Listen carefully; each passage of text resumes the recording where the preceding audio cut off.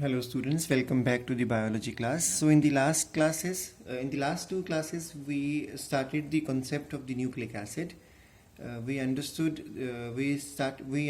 some of the details of the rRNA and some introduction of the tRNA. So we understood that the RNA is unstable, RNA is generally single-stranded, RNA is unstable because of the ribose sugar and because of the uracil present, which gives it the reactive nature also. And we learned that slowly RNA gave rise to the DNA. We understood there are various types of the RNA possible, small details we learned of each one of them. And then what I told was that there are three main RNAs which we'll be learning in detail. So the first one was the rRNA, which is the ribosomal, the most abundant one, and carrying 3 to 4 types of it, and these types are present, 3 types are present in the prokaryotic machinery and 4 types are present in the eukaryotic machinery, and they are according to their S values called as 23S, 16S, 5S, 28S, 18S, 5S and 5.8S. This is the common one between prokaryotic machinery and the eukaryotic one. We understood that they are grouped into various categories according to their molecular weight or according to the number of nucleotides they carry. We understood that ribosome is made up of ribosomal RNA and proteins. So rRNA's main function is to give rise or to produce the ribosome. So it is something like a structural portion. So rRNA binds with protein to give rise to the ribosome. And we learned one more function, that it's 3' end of the rRNA, and which one?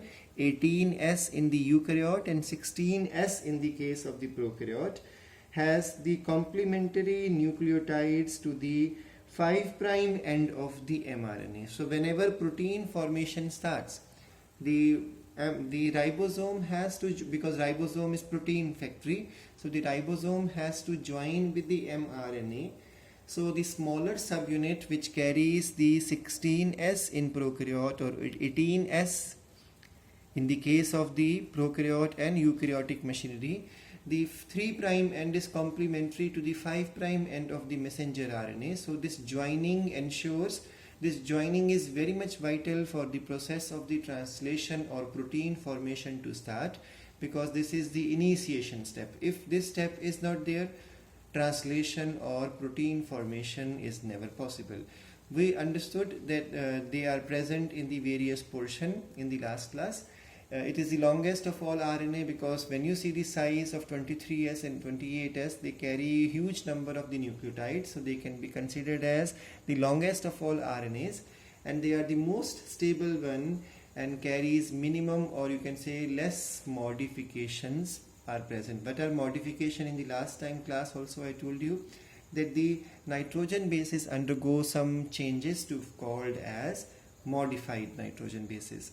We learned that rRNA is generally straight, but some coiling cannot be ruled out, and whenever those coilings are there, if opposite portions appear to be of complementary type, then hydrogen bonds will develop, which provide certain amount of stability to the rRNA.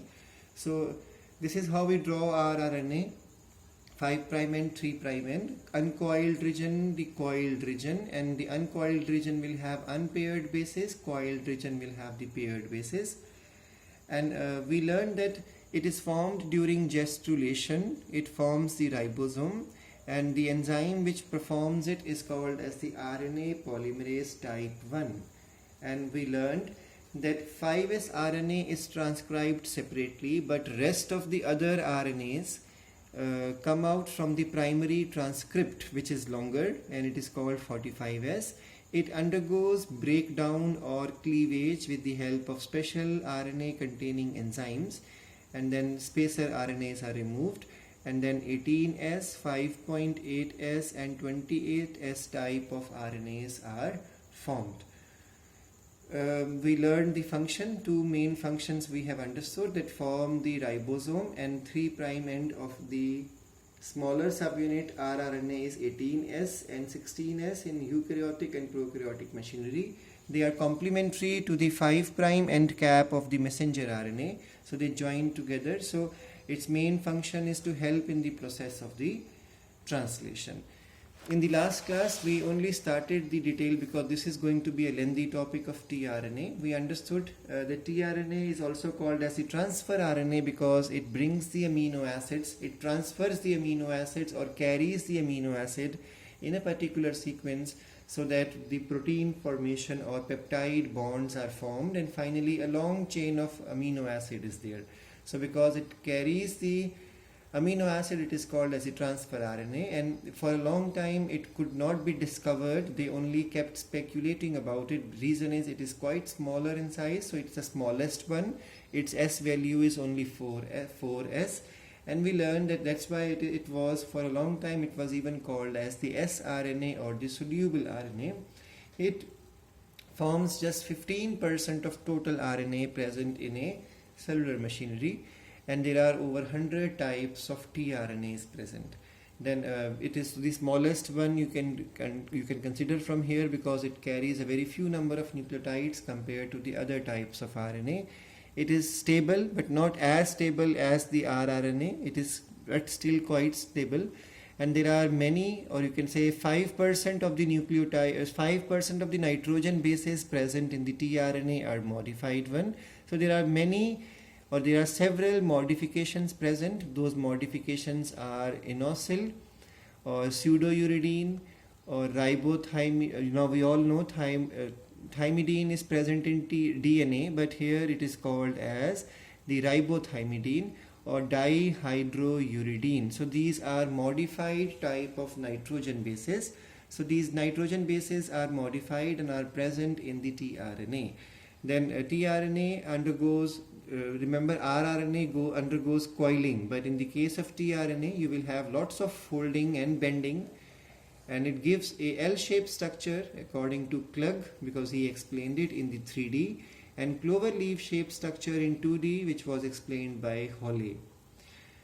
Now the formation of tRNA occurs at the end of the cleavage, and the enzyme involved is the RNA polymerase type 3.